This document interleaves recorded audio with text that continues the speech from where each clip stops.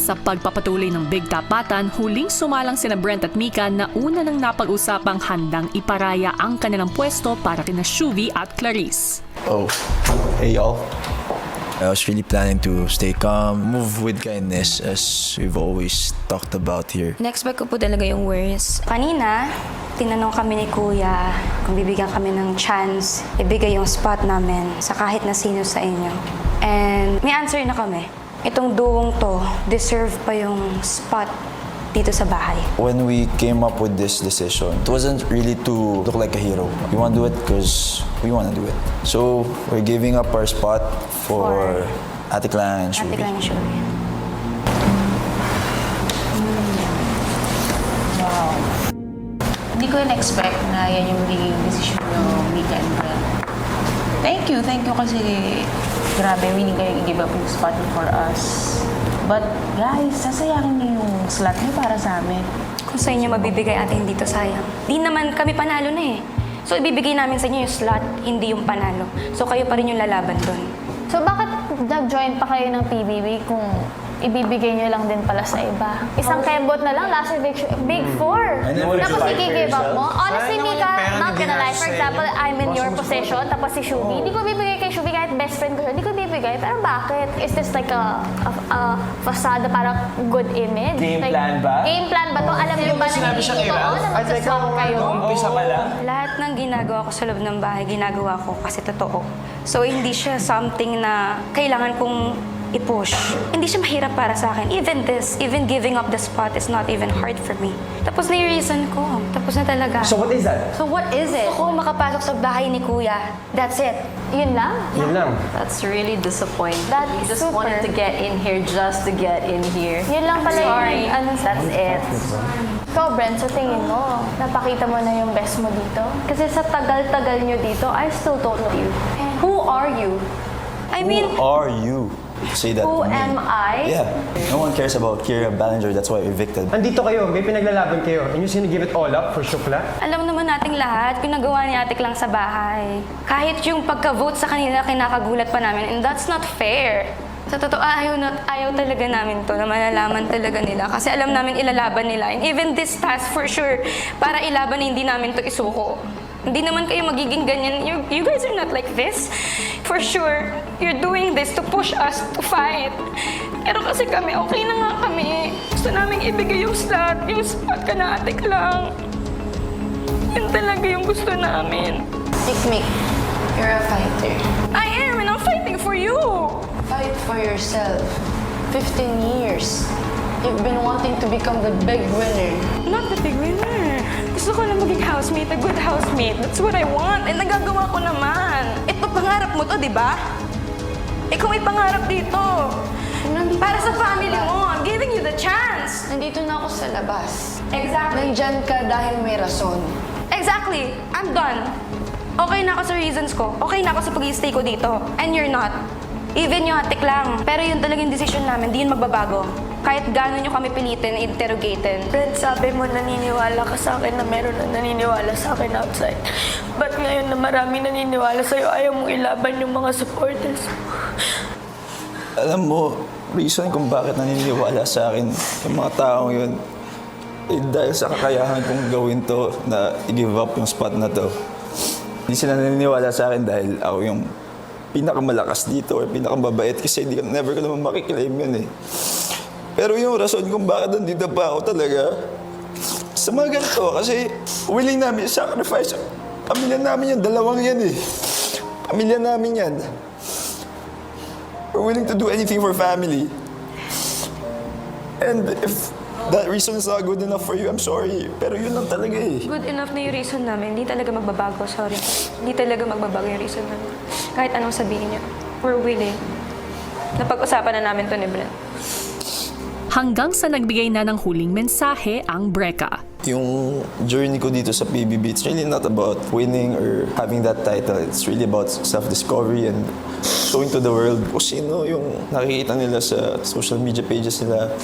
A huge part of that journey is really because of you guys, my family, and pagpamilya kasi sa akin, I'm really willing to do anything. Sobrang mahal na mahal ko talaga sila.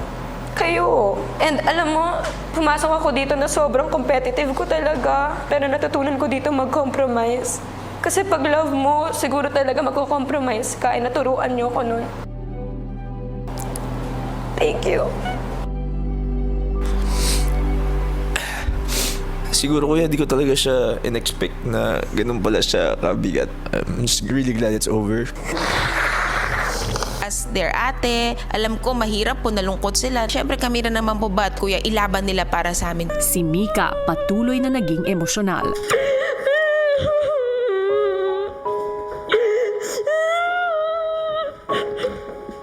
We are fighting. That's not me giving up. It's just kaya kong ibigay talaga. I did well, bro.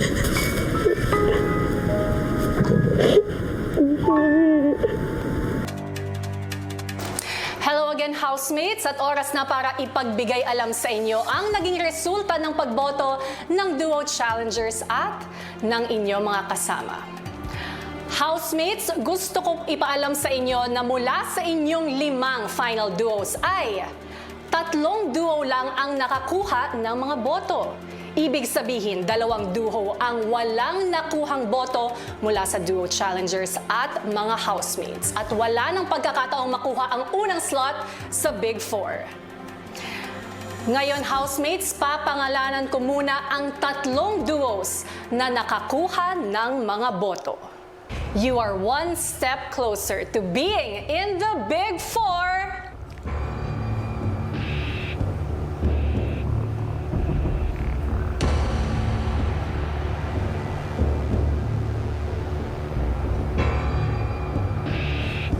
Rawi!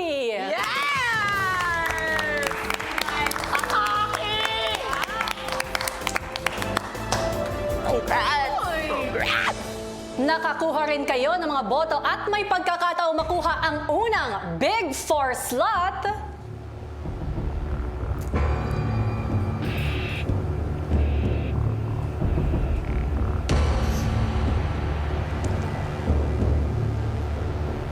Chares!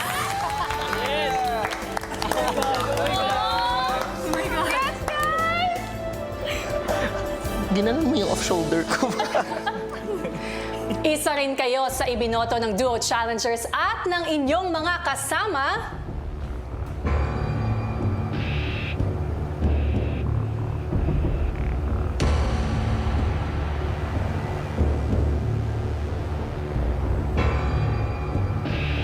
Asver!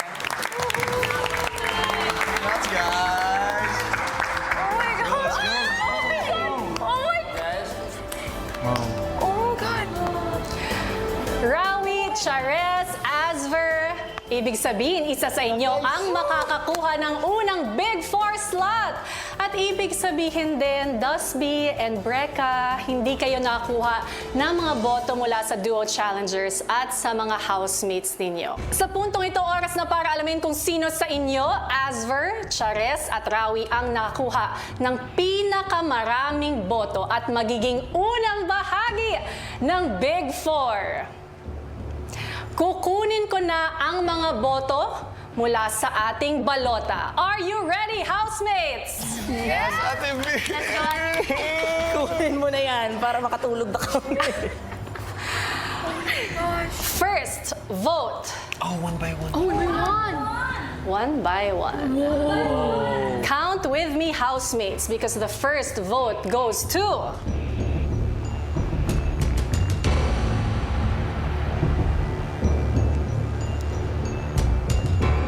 Asver. Guys!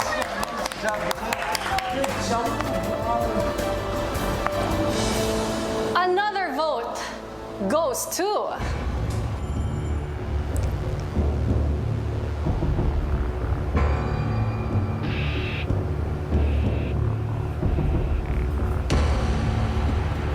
Chares.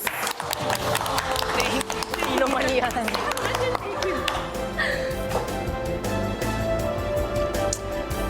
Tuloy-tuloy tayo. Next vote goes to...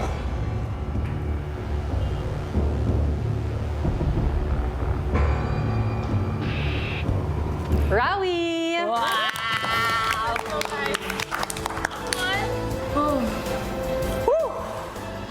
Kaya pa? Halalan atake. Oh my God, Ate Kinakabahan ako ng bongga ate. Eto pa, isa pa.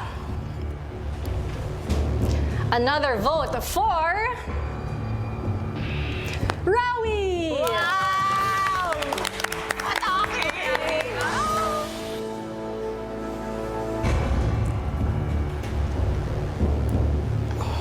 Another vote goes to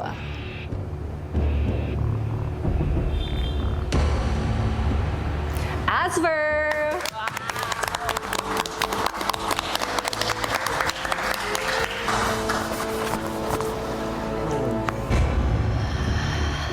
Another vote para kay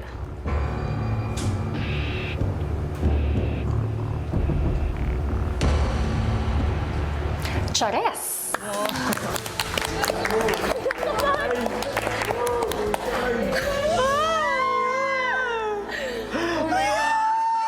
At this point, housemates, may tig dalawang boto na ang Asver, Chares at Rawi. Makinig na mabuti, housemates, dahil gusto kong ipaalam sa inyo na ang huling 9 na boto ay ibinigay para sa iisang duo. 9 votes went to one duo. Nangangahulugan kung sino man ang duo na yon ang siyang unang mapapabilang sa Big Four. Wow. Sino nga kaya ang duo na nakakuha ng landslide?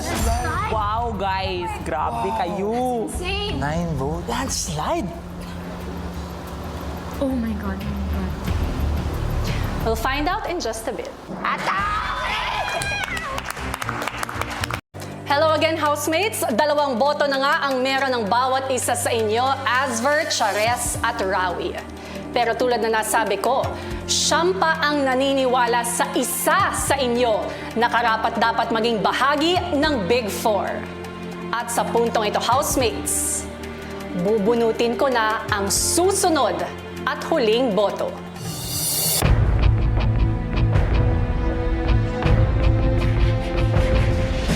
With a grand total of 11 votes, ang unang duo na bahagi ng Big Four na makakarating sa Big Night ay kayo...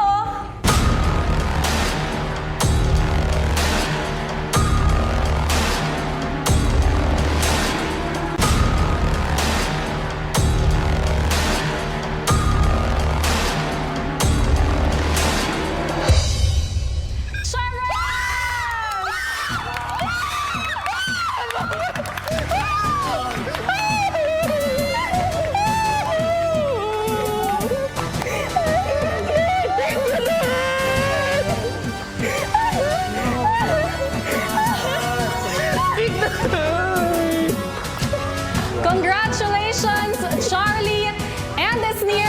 Kayo ang unang duo na bahagi ng Big Four! Salamat, Rawi.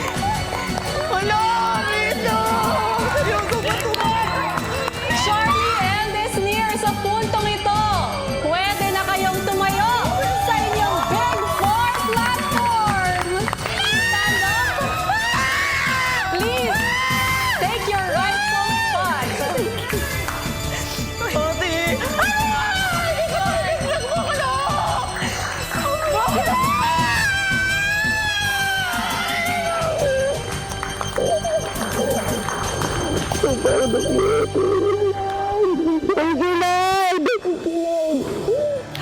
Charlie and Esnir, mula sa pagiging huli sa pilian sa final duo formation, ngayon kayo ang unang kasali sa Big Four. Love you.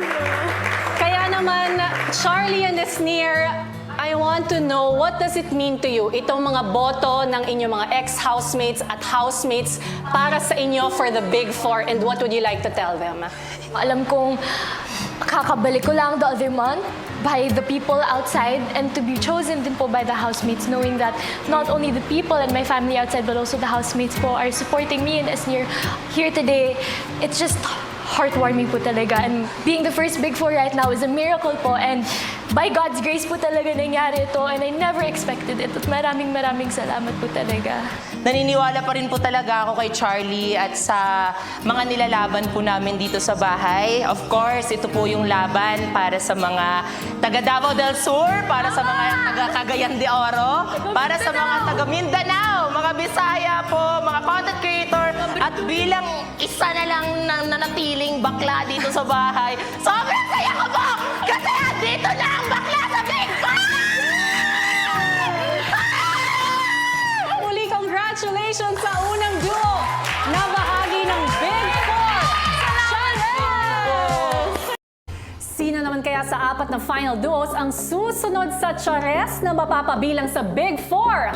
Kaugnay niyan, isang mahalagang anunsyo ang ibibigay ni Kuya sa mga housemates. Big Brother. Charlie at Esnir, binabati ko kayo bilang unang duo na napabilang sa aking Big Four.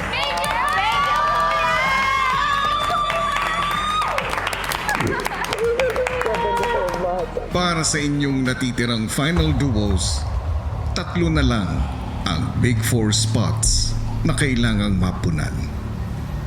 At ang 3 Big Four spots na ito ay nakasalalay sa inyong galing at kakayahan. Asver, Brecca, Dasby, at Rawi, inaasahan kong ibibigay ninyo ang lahat sa mga paparating kong hamon dahil ang susunod na mga duos na mapapabilang sa aking Big Four ay malalaman sa pamamagitan ng 3 Big Jump Challenges. Oh my God! Big jump! Ito na yun! Leap, girl!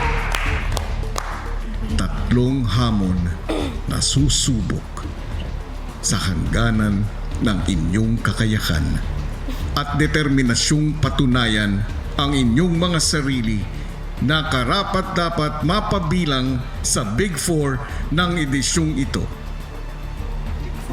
Housemates, I expect nothing less from you. Kaya naman, paghandaan nyo ito, and good luck, housemates! Good luck, y'all! Ang Chares nga o sina Charlie at Esnir ang unang duo na bahagi ng Big Four ng edisyong ito. Sino-sino nga ba ang bumoto para sa kanila at paano sila kumantong sa kanilang mga desisyon? Alamin natin. Both of them have shown so much growth since the beginning, and nandun po yung drive within them from their hearts to their eyes all throughout since day one po. Ang pinipili kong duo ay ang Chares. Naramdaman ko po talaga sila. Straightforward po sila. And since day one, meron na po talaga sila pinaglalaban. Alam nila yung ginagawa nila at alam nila yung purpose nila sa bahay na to. Kaya pinipili ko po ang Chares. Nagustuhan ko po ang masagot nila kasi naniniwala ako sa mga pinaninindigan nila. And I think ginagawa naman nila yon without stepping on others.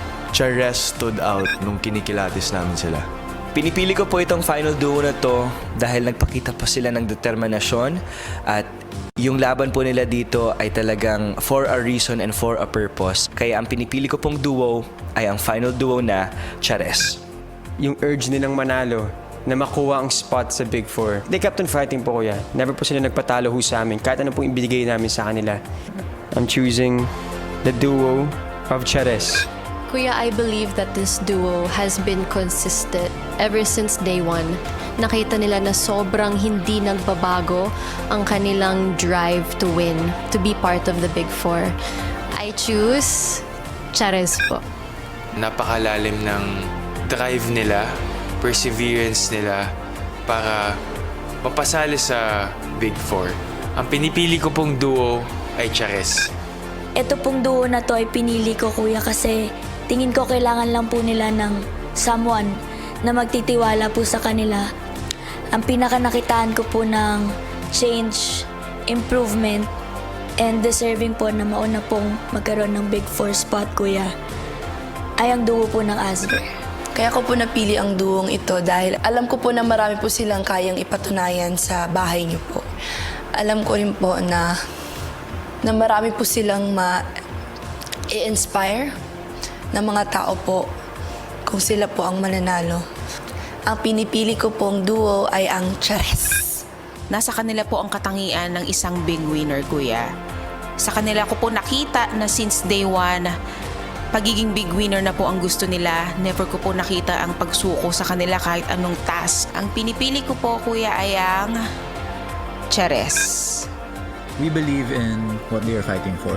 For me, I know them being part of the Big Four will be able to inspire so much people. Yung journey po nila dito sa loob ng bahay ay naging inspiration din po sa amin. Kaya naman, pinipili namin ang duo ng Chares. Isa sa duo na to is nagpakita ng pagiging consistent. Para sa amin, nag-excel po sila sa mga tasks, marunong silang makisama, at masipag din po sila sa gawaing bahay, Kuya. Kaya naman, pinipili namin ang Rawi para mapabilang sa Big Four. Kuya, pinili po namin itong duo na to kasi alam po namin that independently, they can stand alone and together, they're even better and stronger po. Napatunayan po nila yung sarili nila at napakita po nila yung galing nila sa mga task, Kuya. Pinipili po namin ang Rawi na mapabilang sa Big Four.